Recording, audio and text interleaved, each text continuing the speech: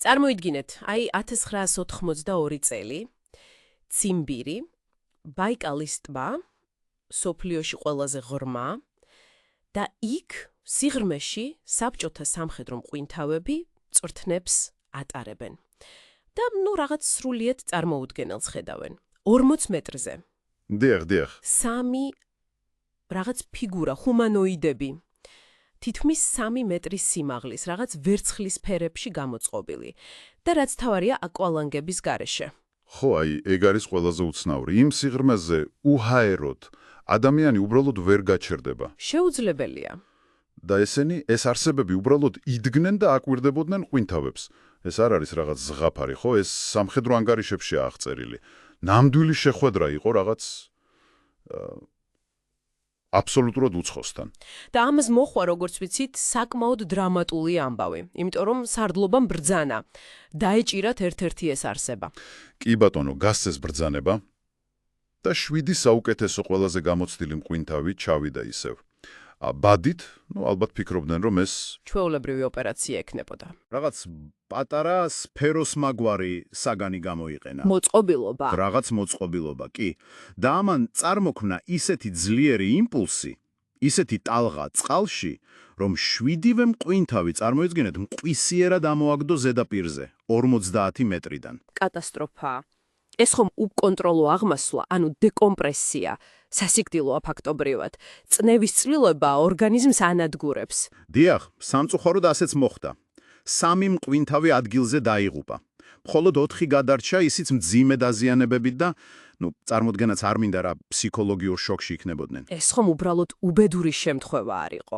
ეს იყო შეჯახება რაღაც ინტელექტუალურ ძალასთან, რომელსაც გარემოზე ზემოქმედება შეეძლო. გასაიდუმლოებულ დოკუმენტებში ბაიკალის მოცურავეები უწოდეს მერე ამათ. და აქვე უნდა ვთქვათ, ბაიკალზეც ორი სიტყვა, რომ კონტექსტი გავიგოთ. ეს ტბა ხომ მონსტრია თავისთავად. 1600 მეტრზე ღრმაა.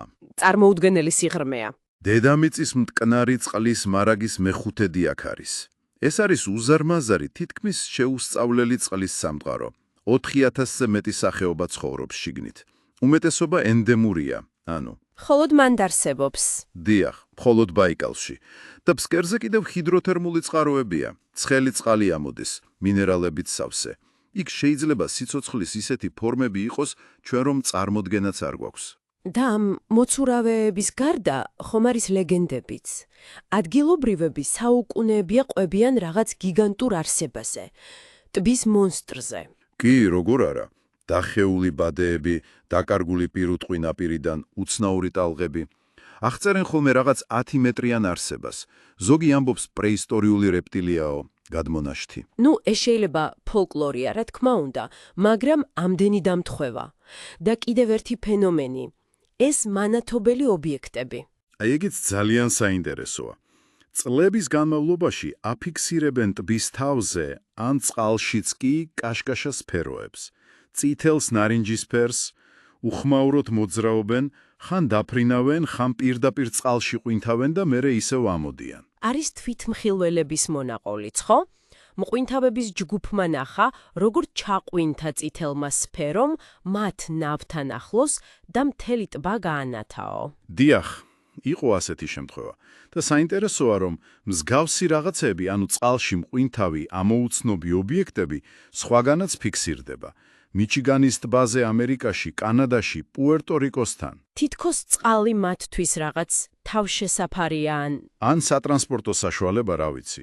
ზოგი მკვლევარი ფიქრობს, რომ ეს ობიექტები შესაძლოა ჩვენი პლანეტის სიღრმეებიდანაც კი მოდიან.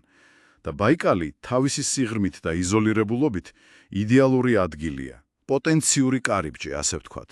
და კიდევ ერთი შემთხვევა იყო, ხო, 70-იანებში საბჭოთა მეცნიერებთან დაკავშირებული. კი, 1977 წელს ღრმა წყლის აპარატებით პიცესის ტიპის მუშაობდნენ ძალიან დიდ სიღრმეზე 1400 მეტრზე. თითქმის ფსკერზე. დიახ.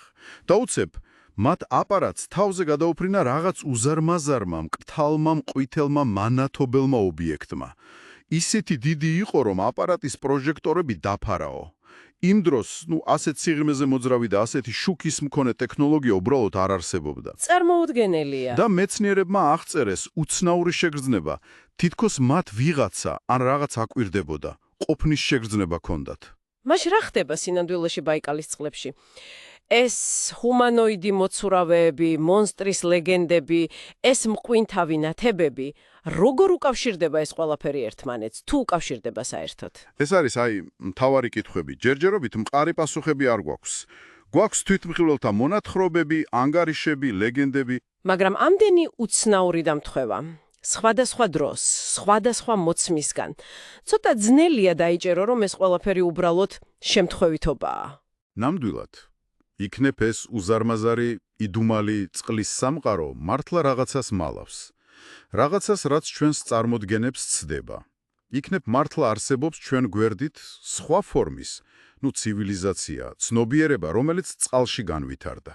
როცა ბაიკალის პირას დგახარ და იმ უსაზღრო წყალს უყურებ, ძნელია არ დაფიქრდე, რა იმალება იმ სიბნელეში, იმ სიცივეში, იქნებ წყლის ზედაპირი მართლა მხოლოდ ფარდაა. შეიძლება ეს ყველაფერი მართლა მხოლოდ ფანტაზიაა, ლეგენდა. ან იქნებ ეს ის სიმართლეა, რისთვისაც ჩვენ ადამიანები ჯერ მზად არ ვართ. მაგრამ ერთი რამ ცხადია, თუ კი სამყაროში ჯერ კიდევ არის დიდი აუხსნელი საიდუმლოებები, იქნებ პასუხები სწორედ ასეთ ადგილებში, პლანეტის უღრმეს და ყველაზე იდუმალ წერტილებში უნდა ვეძებოთ. დაფიქრდით ამაზე. იქნებ იმ სიღრმიდან ახლაც ვიღაც გიყურებთ თქვენ. ჩუმად.